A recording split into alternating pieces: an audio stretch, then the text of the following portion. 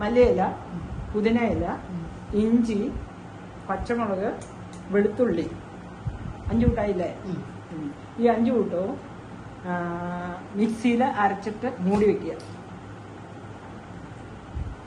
എന്നുവെച്ചാൽ ഉണ്ടാക്കുന്നതിന് കുറച്ച് മുമ്പ് അരയ്ക്കാമുള്ളൂ മാത്രം അറിയാം. അല്ലെങ്കിൽ അതിൻ്റെ സ്മെല്ലൊക്കെ പോയി കഴിഞ്ഞാൽ അതിൻ്റെതായ മണമൊക്കെ പോവുക. മല്ലിയിലയുടെയും മറ്റേതിൻ്റെ എല്ലാത്തിൻ്റെയും ഒന്നിച്ച് ചേർന്നൊരു മണമാകും. അത് കാരണം ഉണ്ടാക്കുന്നതിന് കുറച്ച് മുമ്പ് ഉണ്ടാക്കണം. അത് കാരണം ഇത് അരയ്ക്കണ രീതി അങ്ങ് പറഞ്ഞെന്ന് മാത്രമേ ഉള്ളൂ. ആയോ? അതല്ലല്ല പറഞ്ഞ പറയുന്നത്. കറുവപ്പട്ട, ഗ്രാമ്പു, ഏലക്ക അധികമൊന്നും എടുക്കണ്ട. ഏലക്കാട് മണം കൂടുതലായിട്ട് നിൽക്കും. പെരിഞ്ജീരകം, ബേലി,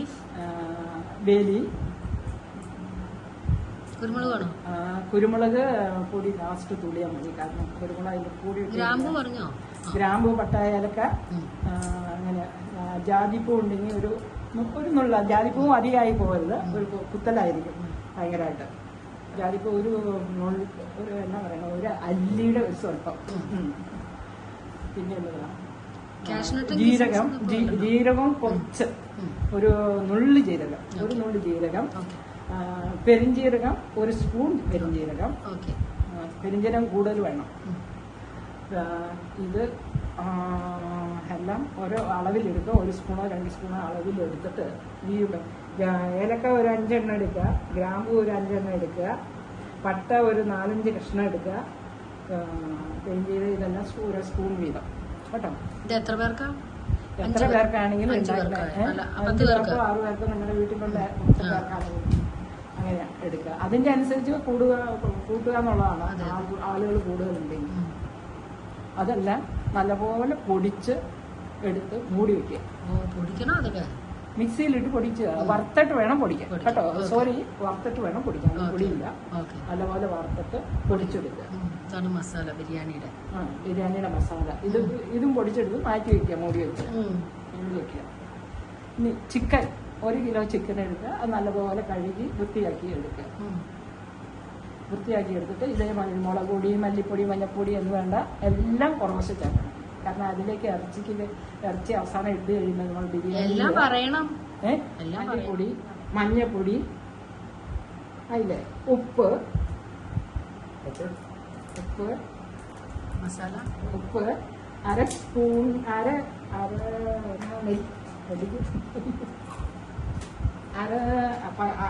ചെറുനാരങ്ങയുടെ 1 മുറി, വെളുത്തുള്ളി ഇഞ്ചി പേസ്റ്റ് വേണോ? വേണം. വെളുത്തുള്ളി ഇഞ്ചി അതെല്ലാം പറഞ്ഞില്ലേ ഞാൻ. കുറച്ചേ പാടുള്ളൂ, അധികം പാടില്ല. അതൊക്കെ നമ്മൾ ചുമ്മാ ഇത്രയും സാധനങ്ങൾ ആ ഇറച്ചിക്കകത്തിട്ട് നല്ലപോലെ ഉപ്പും ചേർത്ത് നല്ലപോലെ ഇളക്കി തിരുമ്മി അങ്ങനെ ഒരു കുറച്ച് നേരത്തേക്ക് വെക്കുക. ആ കഷ്ണത്തിൽ എല്ലാത്തിലും ആവണം. ഒത്തിരി വലിയ കഷ്ണമാണെന്നുണ്ടെങ്കിൽ അതിലെല്ലാം എന്താണ് മുള്ളുപാടുള്ള ഇതില്ലേ, അതുകൊണ്ട് കുത്തി എല്ലായിടത്തും ഒന്ന് കുത്തിയതിന് ശേഷം ഒന്ന് ഞെക്കി പിഴിഞ്ഞ മതി വെച്ച് കഴിഞ്ഞ് കഴിഞ്ഞാൽ അതിന് ഉള്ളിലേക്കെല്ലാം കയറും. അതങ്ങനെ ഒരു 15-20 മിനിറ്റ് 25 മിനിറ്റ് എത്ര സമയം വെക്കാൻ പറ്റുന്നോ അത്ര സമയം.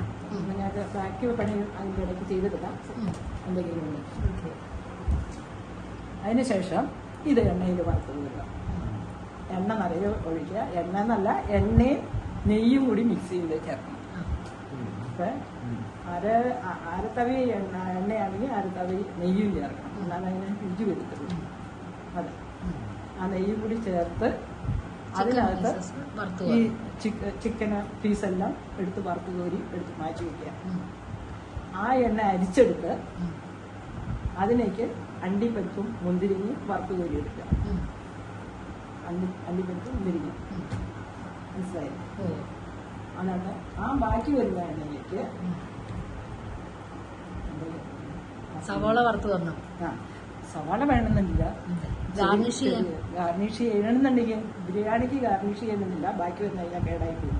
അതുകൊണ്ട് നമ്മൾ പിറ്റേ ദിവസത്തേക്ക് എടുക്കുകയാണെങ്കിൽ സവാള ഒത്തിരി ചേർത്തിട്ടുണ്ടെങ്കിൽ ബിരിയാണി കേടായി പോകും. അതുകൊണ്ട് അധികം ചേർക്കണമെന്ന് അറിയില്ല. നിങ്ങൾക്ക് ഇഷ്ടമുണ്ടെങ്കിൽ ചേർക്കാം, അന്നേരത്തേക്ക് നിങ്ങൾക്ക് കഴിക്കും. അത്രയേ ഉള്ളൂ. സവാള ചേർക്കുമ്പോൾ കേടായി പോകും. പിന്നെ അരി എടുക്കുക. അത് വേറെ ഒരു ചട്ടിക്കകത്ത്, ചട്ടി എന്ന് വെച്ചാൽ എന്നാ പറയാ, പാത്രം കടായി ഒരു കടായിലേക്ക് നെയ്യ് ഒഴിച്ച് ഈ അരി ഒരു സ്പൂൺ നെയ്യ് ഒഴിച്ച് 1 സ്പൂണോ 1.5 സ്പൂണോ നെയ്യ് ഒഴിച്ചിട്ട് ഈ അരി ഒന്ന് വറുത്തെടുക്കുക പതുക്കെ. എന്നുവെച്ചാൽ ബ്രൗൺ കളറൊന്നും വ്യത്യാസം വരരുത്. പയ്യെ ചെറു ചൂടിനും ഈ അരി ഒന്ന് പതുക്കെ അതൊരു പയ്യെ എല്ലാ അരിയും ഒന്നും നല്ല ചൂടായി ആ നെയ്യ് എല്ലായിടത്തും ആ അരിയിൽ ആയി നിറഞ്ഞു കഴിഞ്ഞാൽ അതെടുത്ത് മാറ്റി വെച്ചിട്ട് അതിൽ വെള്ളം ഒഴിച്ചിടുക, നിറച്ച് വെള്ളം ഒഴിച്ചിടുക. എടുത്ത് അതൊരു 15-20 മിനിറ്റ് നേരം കിടന്നാൽ മതി. ഏറ്റവും കൂടിയ 10 മിനിറ്റ് കിടന്നാലും മതി. ഈ അരി വറുത്തിട്ട് അതിൽ വെള്ളം ഒഴിച്ചിടണോ? കുറച്ച് പതുക്കെ വഴിച്ചിട്ടോ? പതുക്കെ വറുത്ത് എടുത്തിട്ട് അരി വെള്ളം ഒഴിച്ചിട്ടോ ഒന്നും ആവാൻ പോലും. മനസ്സിലായി. വെള്ളം നഗയ്ക്ക് വെള്ളം ഒഴിച്ചിട്ടില്ല. ടിപ്പാണ്. എന്നിട്ട് ആ അരി 2-3 പ്രാവശ്യം കഴുകിയെടുക്കുക. എത്ര മിനിറ്റ് വെള്ളം ഒഴിച്ചിട്ടുണ്ടായി? എത്ര മിനിറ്റ്? ഒരു 10 മിനിറ്റ് ഒഴിച്ചിട്ടാലും മതി. ഓക്കെ. എന്നിട്ട് ബിരിയാണി പറഞ്ഞ് വിശന്ന് തുടങ്ങി കഴിച്ചു. അത് കഴിഞ്ഞിട്ട് അത് 2-3 നീര് കഴുകിയെടുക്കുക. അതായത് കഴുകണേന്റെ ഉദ്ദേശം തന്നെ എന്താണെന്ന് പറയുമ്പോൾ അരിയിലുള്ള പൊടിയും ഇതും എല്ലാം പോകും, അതിലുള്ള പശയുണ്ടെങ്കിലും ഒട്ടിപ്പിടിക്കാതിരിക്കും. നെയ്യ് പൊക്കോട്ടെ. ആ നെയ്യ് കണക്ക് കൂട്ടുണ്ടാവും. കഴുകാണ്ടാണോ വറക്കണേ? കഴുകാതെ വല്ല കഴുകി കഴിഞ്ഞാൽ ചീഞ്ചട്ടി പറ്റിപ്പിടിക്കും. അരി പച്ചരി അങ്ങ് ചീഞ്ചട്ടിയിലേക്ക് ഇടുമ്പോഴേക്കും അത് തന്നെ കഴുകാതെ ഇട്ടേച്ച് ഇത് വെള്ളത്തിൽ ഇട്ട് കുതിർന്ന് ഒരു 10 മിനിറ്റ് കഴിഞ്ഞാണ് കഴുകിയെടുക്കുന്നത്. എന്നിട്ട് ഒരു അരിപ്പയ്ക്കകത്തേക്ക്, അരിപ്പാന്ന് പറഞ്ഞാൽ വലിയ അരിപ്പല്ലേ നമ്മൾ അരിക്കാൻ വേണ്ടി വാർത്ത് കളയാൻ വേണ്ടി അതിനകത്തേക്ക് ഒഴിച്ചു വെക്കുക. ഈ അരി മാത്രമായിട്ട് അപ്പൊ അത്രയും കഴിയായില്ലേ? ഇപ്പൊ നമ്മൾ അടുപ്പിൽ ആദ്യം വെച്ചിട്ടുണ്ടല്ലോ സാധനം, ചിക്കൻ പുതിനയിലയും മിക്സ് വഴറ്റി വെച്ചിട്ട് അതിനകത്തേക്ക് ചിക്കൻ ഇടുക. അരിയിലേക്കല്ല, അരി അവിടെ ഇരിക്കട്ടെ, അതിന് പോട്ടെ. ചിക്കൻ ഇട്ടു, പുതിന വഴറ്റിയിലേക്ക് ചിക്കൻ ഇട്ടില്ലേ? ആ ചിക്കൻ ഇട്ടതിന് ശേഷം അരി എത്ര ഗ്ലാസ് ആണ് എടുത്തിരിക്കുന്നത്? 5 ഗ്ലാസ് അരിയാണ് എടുത്തിരിക്കണമെങ്കിൽ 10 ഗ്ലാസ് വെള്ളം ഒഴിക്കുക. ഈ അരി മുകളിലേക്ക് ഇടണം ചിക്കന്റെ. ചിക്കന്റെ മുകളിലേക്ക് അങ്ങനെ അല്ല, ചിക്കൻ നല്ലപോലെ തിളയ്ക്കണം. ഈ വെള്ളം ഒഴിച്ചിട്ട് ചിക്കൻ ഈ വെള്ളം നല്ലപോലെ തിളയ്ക്കണം. എല്ലാ വശവും തിളച്ചു വരണം. വേഗം കൊണ്ടുവന്ന് അരി വെള്ളം ഒഴിക്കണം. ഇറച്ചി ഇട്ടതിന് ശേഷം വെള്ളം ഒഴിക്കണം. നമുക്ക് വെള്ളം ഒഴിക്കാം. നേരത്തെ വെള്ളം ഒഴിക്കല്ല. എത്ര ഗ്ലാസ് അരി എടുത്തേക്കണേ? 5 ഗ്ലാസ് അരിയിലേക്ക് 10 ഗ്ലാസ് വെള്ളം ഒഴിച്ച് ഇപ്പൊ മനസ്സിലായി. 10 ഗ്ലാസ് വെള്ളം ഈ ഇറച്ചിക്കകത്ത് ഒഴിക്കാം. 5 ഗ്ലാസ് അരിയാണെങ്കിൽ നല്ലപോലെ ഒഴിക്കുക. ഒഴിച്ചല്ലോ? ഒഴിച്ചു. ഒഴിച്ചതിന് ശേഷം അത് നല്ലപോലെ തിളയ്ക്കണം. നല്ലപോലെ തിളക്കണം. തിളച്ച് കഴിഞ്ഞ് കഴിയുമ്പോൾ അതില് നിങ്ങൾക്ക് കളർ ചേർക്കണമെന്നുണ്ടെങ്കിൽ കളർ ചേർക്കാം, യെല്ലോ കളർ. അല്ലെങ്കിൽ മഞ്ഞപ്പൊടി ചേർത്താലും മതി. ഞാൻ മഞ്ഞപ്പൊടിയാണ് ചേർക്കുന്നത്. കുങ്കുമപ്പൂ അത് ചുമന്ന കളറില്ല വരുള്ളൂ. ആരെങ്കിലും ഇഷ്ടമുള്ള ചേർക്കാം. മഞ്ഞപ്പൊടി ചേർക്കാനാണ് ഞാൻ ചെയ്യാറുള്ളത്. അതുകൊണ്ട് അല്പം മഞ്ഞപ്പൊടി, അതായത് 1/2 സ്പൂൺ മഞ്ഞപ്പൊടി ചേർക്കാം. പൊടി ചേർക്കുക. അതും ഇട്ട് തിളക്കുക. തിളച്ചതിന് ശേഷം ആ തിളക്ക് വന്നതിന് ശേഷം കുറച്ച് 1 സ്പൂൺ നെയ്യ് ചേർക്കുക. നെയ്യ് ചേർത്തതിന് ശേഷം തിളച്ചുകൊണ്ടിരിക്കുന്ന അതിലേക്ക് തന്നെ അരി ഇടുക. മനസ്സിലായി. അത് പിന്നെ മതി, അല്ലെങ്കിൽ നാരങ്ങ കയ്പ് വരും. മനസ്സിലായി. അരി ഇട്ട് കഴിഞ്ഞിട്ട് നമ്മൾ ആ പാത്രം തന്നെ മൊത്തത്തിൽ പിടിച്ചൊന്നും ഇങ്ങനെ ഇളക്കുക. അരി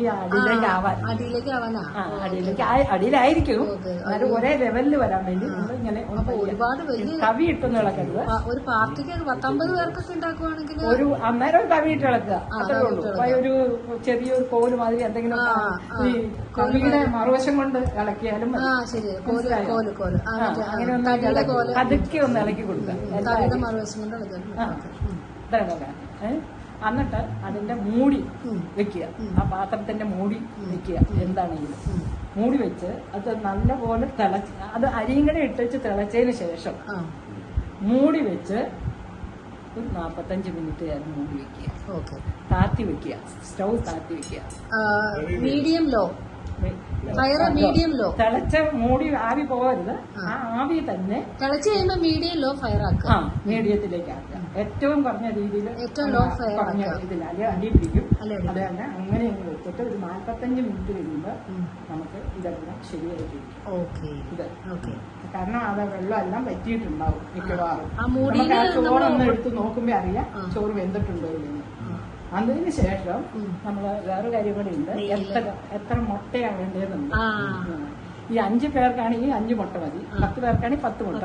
അങ്ങനെ പുഴുങ്ങി മാറ്റി വെക്കണം. അത് ഞാൻ പറഞ്ഞില്ല. ഈ മുട്ട പുഴുങ്ങുമ്പോ എന്തെങ്കിലും ടിപ്പുണ്ടോ? മുട്ട പുഴുങ്ങുക ഉപ്പിടുക. മുട്ട പുഴുങ്ങുന്നതിന്റെ കൂടെ കുറച്ച് ഉപ്പിടുക. ഉപ്പിട്ടാൽ പൊട്ടി പോകില്ല. അല്ലെങ്കിൽ ഇച്ചിരി വെളിച്ചെണ്ണ ഒഴിച്ച് ഇടുക. വെളിച്ചെണ്ണ ഒഴിച്ചാലും പൊട്ടി വിടും പോകത്തില്ല.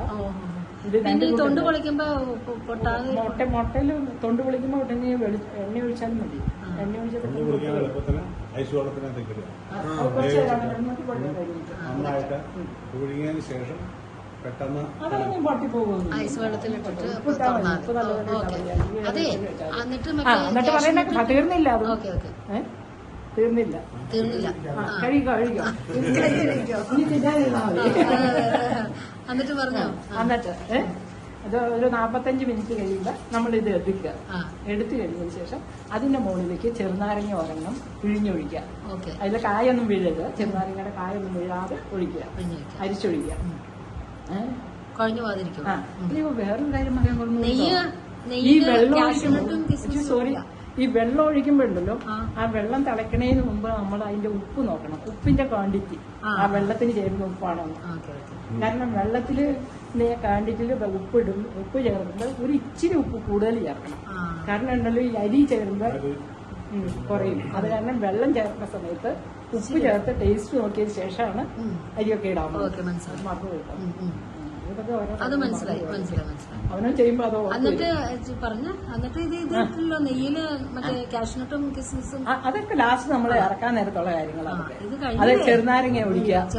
ചെറുനാരങ്ങ നീര് ഒഴിച്ചിട്ട് ഒരു 2-3 സ്പൂൺ നെയ്യ് അതിന്റെ മുകളിലേക്ക് അങ്ങ് ഒഴിക്കുക. ഇച്ചിരി നേരം അങ്ങ് മൂടി വെക്കുക. അത് കഴിഞ്ഞിട്ട് പതുക്കെ ഒരു 2-4 ആ മണമൊക്കെ അതിലേക്ക് ഇറങ്ങാൻ വേണ്ടി ഒരു പതുക്കെ മൂടി വെക്കുക. അത് കഴിഞ്ഞിട്ട് നമ്മൾ ഇതെല്ലാം ഇളക്കി ആ ഇളക്കണേന്റെ ഇടയ്ക്ക് കൂടെ മുട്ട ചേർത്ത് വരിക. 10 മുട്ട ഉണ്ടെങ്കിൽ അതിന്റെ ഉള്ളിലേക്ക് ഇടയ്ക്കിടയ്ക്ക് വെക്കുക. മുട്ട ചേർത്തതിന് ശേഷം തിരികെ കഴിഞ്ഞാൽ ചിലപ്പോൾ മുട്ട പൊട്ടിപ്പോകും. അത് കാരണം നമ്മളിത് ഇളക്കുക. മൊത്തത്തിൽ ഇളക്കുക. എല്ലാം ഒന്ന് പിടിച്ചു വരാൻ വേണ്ടി ഇളക്കുക. ഇത് വേണമെന്നുണ്ടെങ്കിൽ ലാസ്റ്റ് നിങ്ങൾക്ക് ഇറക്കുന്ന കുരുമുളകിന്റെ പൊടി ചേർക്കണമെന്നുണ്ടെങ്കിൽ ചേർക്കാം. അവനവന്റെ ഒക്കെ ഇഷ്ടമാണ്. പിന്നെ മല്ലിയില് മല്ലിയില് വേണമെന്നുണ്ടെങ്കിൽ ചിലർക്ക് മല്ലിയുടെ ടേസ്റ്റ് അത്ര ഇഷ്ടമുള്ളവർ കാണില്ല. വേണമെന്നുണ്ടെങ്കിൽ അരിഞ്ഞും അതിന്റെ മുകളിൽ കൂടെ മുളക് മല്ലിയില ചേർക്കാം. ഇതൊക്കെ അവനവന്റെ ഇഷ്ടം. അണ്ടിപ്പരിപ്പും മുന്തിരിക്കും ഒക്കെ അതിന്റെ മുകളിൽ കൂടെ ചേർക്കേണ്ടതാണ്. അത് കുറച്ചിട്ട് ആദ്യം എല്ലാ ചോറിലും വരത്തക്കവണ്ണം ഇളക്കുക.